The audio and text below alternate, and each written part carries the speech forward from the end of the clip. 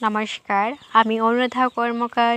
আমার আজকের নিবেদন কবি সমেন মণ্ডলের লেখা কবিতা নীড়হারা পাখি।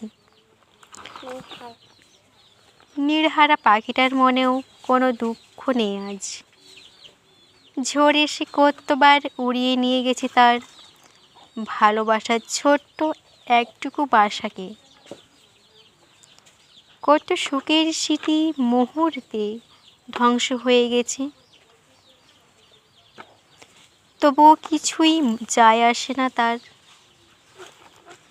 নতুন করে বাসা বাঁধার চেষ্টা করে সে বারবার। কেনা চাই ভালোবাসার বাসা বাঁধতে, কিন্তু পারে কয়জন?